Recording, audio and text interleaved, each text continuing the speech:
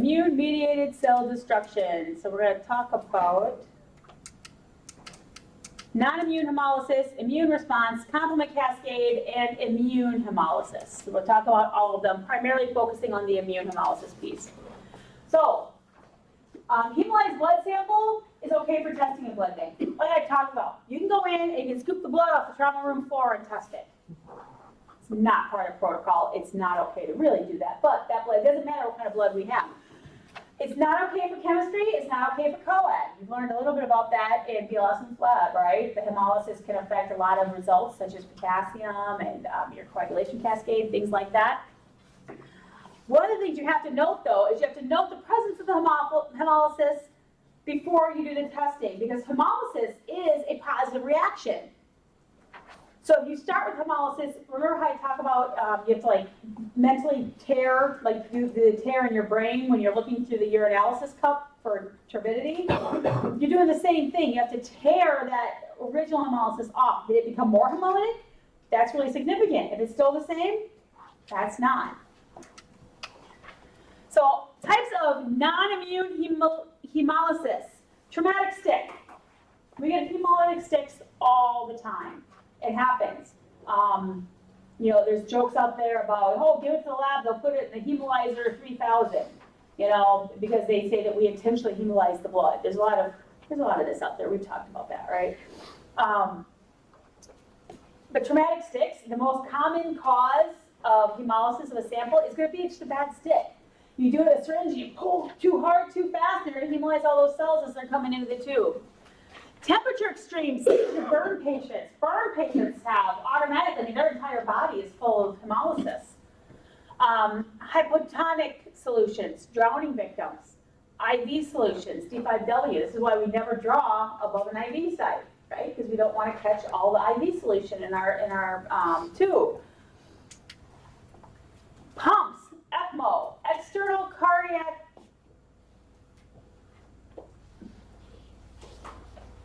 External cardiac. I can't remember what the MO stands for. I think it says extracorporeal membrane oxygenated. Okay. So it's kind of a bypassy type of a thing. Okay. Ventricular assist device. Again, it's a bypassy thing. Anytime blood leaves the body and goes back in, there's going to be problems, right? Because you're dealing now with mechanical valves and pumps and all that kind of stuff. That can cause it. Toxins, bacterial, mushrooms, other poisons, toxins can cause it. I know of a situation at one of the hospitals, one of the rural hospitals, where they drew the blood and everything was really badly hemolyzed, so they asked for a redraw. Came in the same way. Lab goes, they do it again. They know it's a good sample. They see what's going on. It's that way again. The person had Clostridium in their bloodstream. So their blood was hemolyzing because of toxins from the Clostridium. It was an ugly sight. They did not live very long. Physiological causes. Sickle cell anemia can cause hemolysis. G6PD deficiencies. Hemolytic uremic syndrome. Amniotic fluid emboli. Paroxysmal nocturnal hemoglobinuria. We talked about that in urine, remember? So all these things are other forms of non-immune hemolysis. Non-immune hemolysis, getting hemolyzed donor blood. Frozen blood. Now frozen, we don't usually do frozen, but if we need a Bombay, guess what? We're going to our freezer because it's going to take us a while to get some fresh units of Bombay out there. Heated blood. It gets overheated somehow. Somebody forgot and left it on the heat block for some reason. Bacterial contamination can cause hemolysis, and if you infuse it with hypotonic solutions, you can only give blood with normal saline. You cannot give blood with any other fluids without going through the pathologist, and they're going to say no. Is that at the same time or like within a certain amount of hours? Through the same area.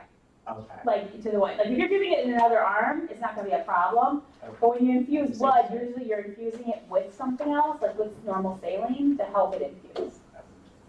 Good question.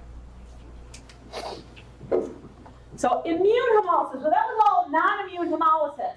Now we're going to look at immune hemolysis. Immune hemolysis, immune, antigen antibody, right? Anytime you see the word immune, you think antigen, antibody. What's going on here? So this is actually caused by an antibody-antigen reaction in the patient involving red cells, where the affected red cells are going to be destroyed. That definition completely makes sense to everyone, right? Okay. So, hemolysis may be intravascular, which is within the blood cells, within the blood vessels. Extravascular, which would happen in the spleen or the liver. It may be caused by an antibody, it may be caused by complement, or it could be caused by both together. The hemolyzed cells may be transfused donor cells or the patient's own cells. So if I do have an antibody, let's say I got anti-cal, and I get donor cells where 10% have cal antigen, I get them, my antibody is going to start hemolyzing those cells. Because it's going to be like, nope, don't think so. Autoimmune issues, you can hemolyze your own cells. So immune response, we're looking at this guy. You guys should probably talk about this in BIC, right? Your macrophages see the antigens, the macrophage presents it to a B lymphocyte. The B lymphocyte is going to send it to a T lymphocyte and also become plasma cells. The plasma cells are going to produce the antibodies. So that is like the normal immune response, the general. This is a very general immune response to the body. There's a lot of steps in the middle, right?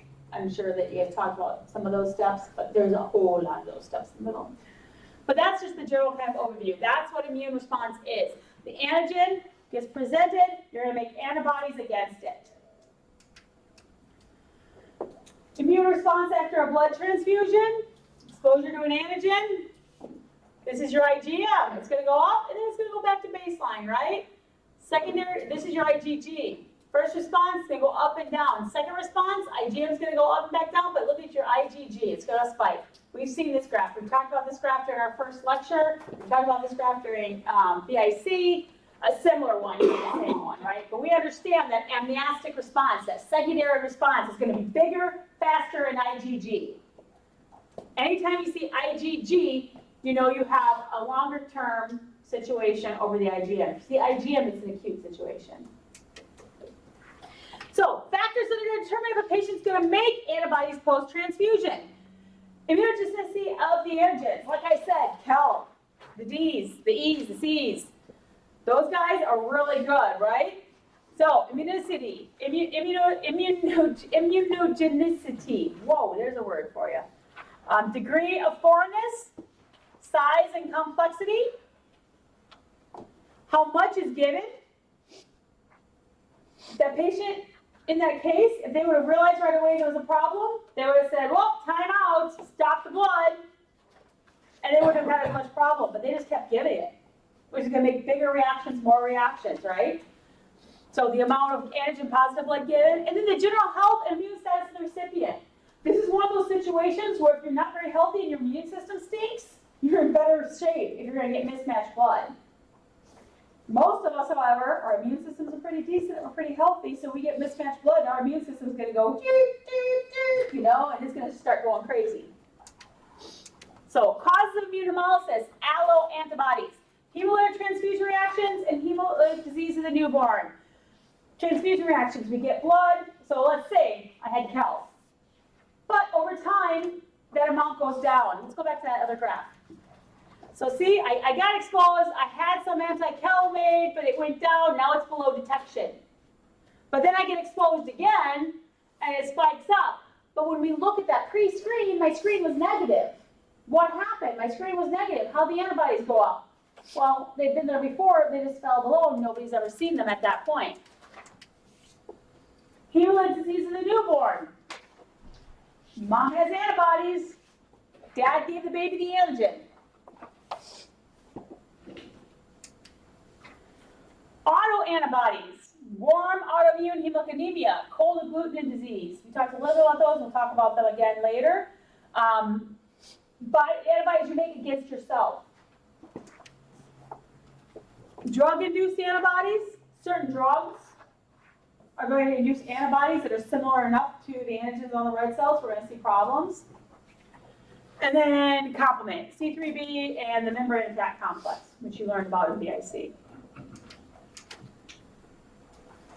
So blood bank tests for hemolysis, antibody screening. We all know antibody screening, right? Indirect antiglobulin testing. Test patients' serum or plasma for the presence of antibodies other than ABO.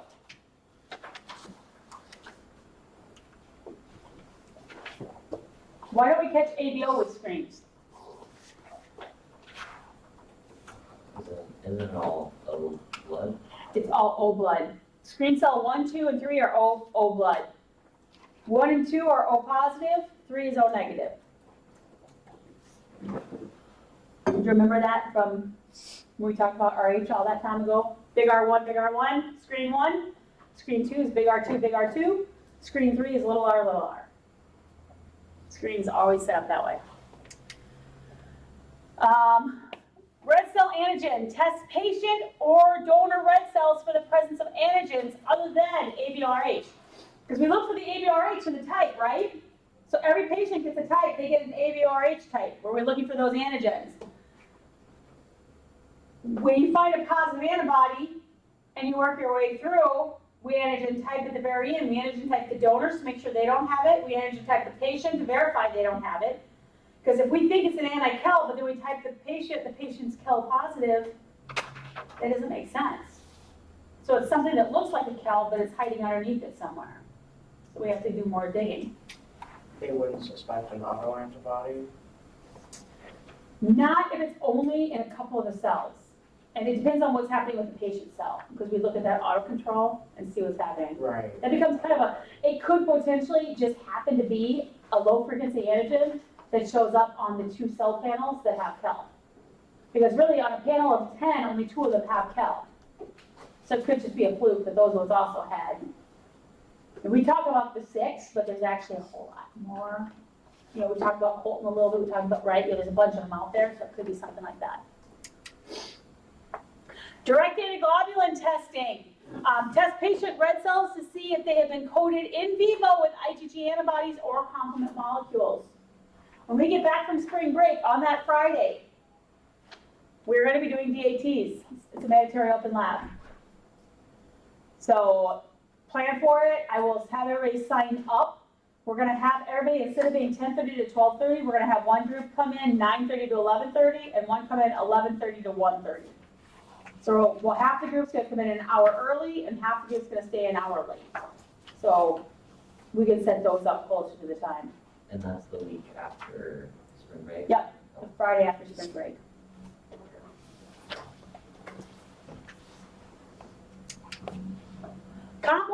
Complement's a protein. It's a beta globulin. Fresh, normal, serum, and plasma. It's a complex molecule. Normally, it's inactive in plasma. This is why we actually need lavender top tubes versus red top tubes when we're doing DATs, because in a red top tube, you can activate complement in the tube. So it may not tell you what's happening in the body, because it can happen in the tube. Activated by antigen-antibody reactions, that's going to be your classic pathway, or polysaccharides, which is your alternate pathway. Where's complement made? Liver. Liver. When in doubt, if you ever hear where's something made and you don't know, a really good guess is your liver. Okay, just kind of like one of those like board questions, our questions. When we ask you something, if you don't know and liver's an option, it's a really good option. Okay. Complement controls various biological processes. I mean, so complement's important. It's a nuisance for us in the blood bank, but it's important in the body. Opsonization, virus neutralization, coagulation, chemotaxis, anaphylaxis, and cell destruction. Now, of course, anaphylaxis, that's not super helpful for any of us, right? But the other ones, it really is important, right? Cell destruction, we need to get rid of some of those bad cells. Complement helps us do that. Neutralizing viruses helps us with coag. You guys start coag after spring break too. So a lot of this will start making sense when you start going through there. So complement's really important. Complement activation, this should all be repeated for you guys now. You guys all should kind of have this. But C1 is activated by antibodies bound to antigens in close proximity. Activation of C1 starts the cascade. C142 becomes C4B2A, it becomes C3. So a way to remember this, 4 out of line, C4 is out of line, everything else goes in number, goes in order. The A goes away, B binds with the exception of 2, 2A binds, it's backwards. So that's another way of remembering it. C5, 6, 7, 8, 9 goes into the MAC, which is the membrane attack complex. Once you start this, you hit the C3, and you hit the C3 is a go or no go. If C3D is formed, it shuts it off. That's our no go.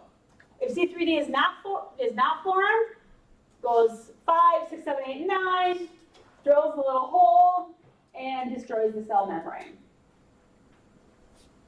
Once you get to that point, cell destruction.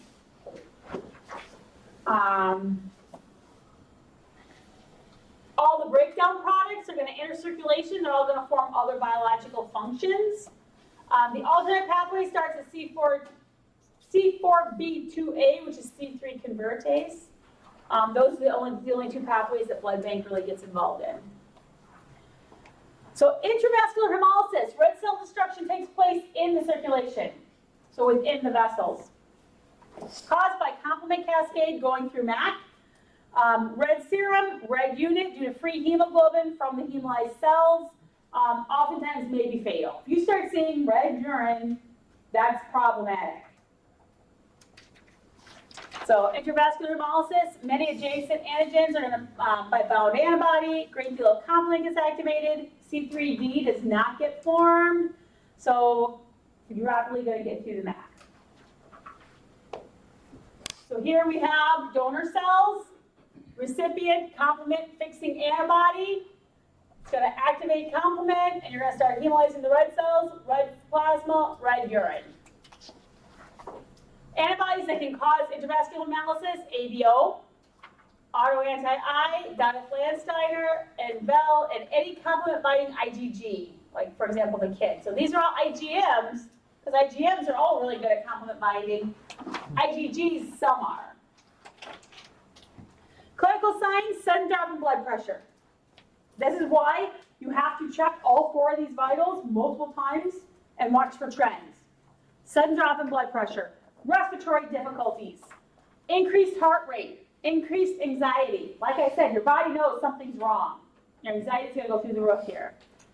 Fever, possible anaphylactic shock, possible death. Things we're going to look for in the lab, sudden drop in hematocrit. Hematuria and hemoglobinuria. We're going to look for both of those. Decreased haptoglobin, and then we're going to look for a positive DAT, direct antiglobulin test. Now, extravascular hemolysis, cell destruction takes place in the spleen or the liver. Okay, the RE system, where we're going to be looking for these.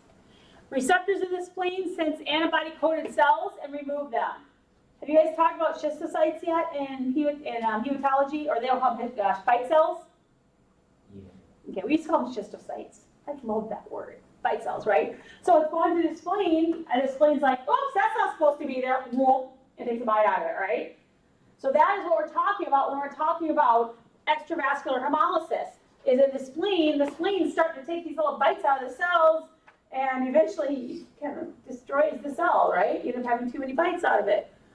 The spleen senses these, they're going to remove them. Usually it's a more gradual process, it's going to take longer. May be caused by IgG or C3b. So, extravascular hemolysis, patient has made a blood group antibody, antigen positive donor cells are transfused, patient antibody coats the cells, macrophages in the spleen are going to remove and destroy the antibody-coated cells, or they may attempt to remove the antibody and return the damaged cell back to circulation. Circulation, that's where you get our schistocytes or our spherocytes, or our bite cells. So, donor red cells, recipient antibody, IgG-coated red cells, complement's not activated. So only when complement is activated do we see the intravascular. Extravascular complement's not activated. So it gets sequestered in the liver and the spleen, and we're going to have yellow urine and yellow plasma. Antibodies that can cause extravascular hemolysis, RH, Kel, Duffy, SNS, and KID. What do these all have in common? IgGs. Good. Complement mediated, extravascular. Complement becomes activated in the patient. The cells become coated with C3b. Then the same thing. The macrophages are going to try to remove all those complement-coated cells, or they're going to remove the complement and return the damaged cell back to the circulation. So same thing between the complement and the IgG. Just whatever the liver and spleen are going to try to like get rid of it because it recognizes it as that's not normal. Smaller amount during extravascular hemolysis, complement mediated, you get smaller amounts of complement activated. Small amount of complement activates, follows C3d to form and shut off the cascade. It's just not going to happen as much that way. Spleen removes the C3b coated cells, and the C3d coated cells will remain in circulation in this situation. So it'll help prevent the cascade from starting up again. So clinical signs of extravascular hemolysis. We're looking for things like fever, jaundice. Okay, we're back to urinalysis. We talked about some of the things that can cause jaundice. This is kind of what we're talking about here too. Possible splenomegaly, where your spleen gets really enlarged. Yeah, spleen, right? Okay. I'm thinking backwards. I'm like looking at my doll this way, like, what's where? Yeah. So with this process, you were talking about the yellow urine and yellow plasma. Yeah. Is that, I forgot the word. Is that where it's kind of orangish yellow? No, we won't really see much bilirubin. You're thinking of the bilirubin ictericness. Yeah. No, because it's happening so gradually, we're not going to see a lot of that. Is this pretty much going to almost look like normal? Yep. Yep, it's going to look very normal. Very normal.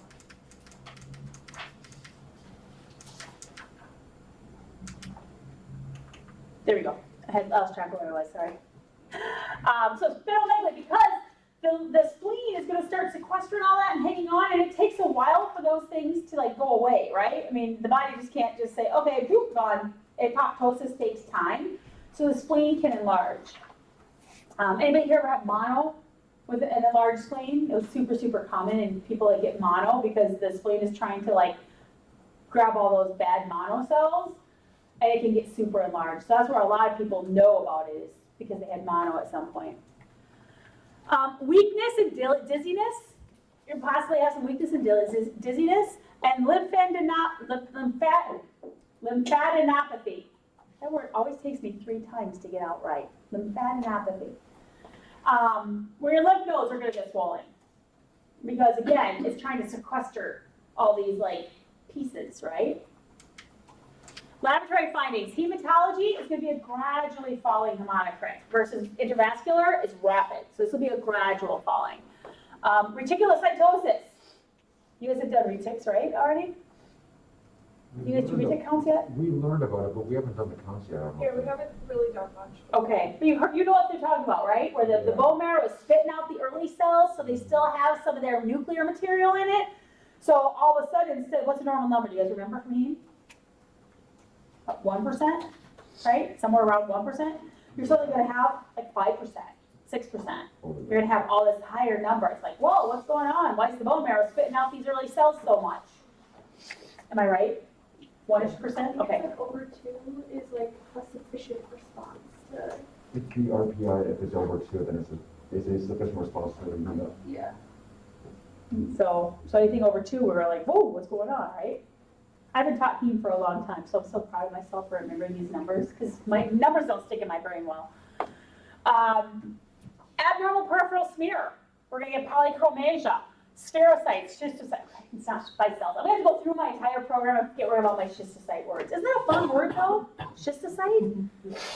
And then fragments. You're going to have all the fragment cells. So there's obviously going to be like, what's going on? What's happening if this person's spleen and liver are destroying all the red cells?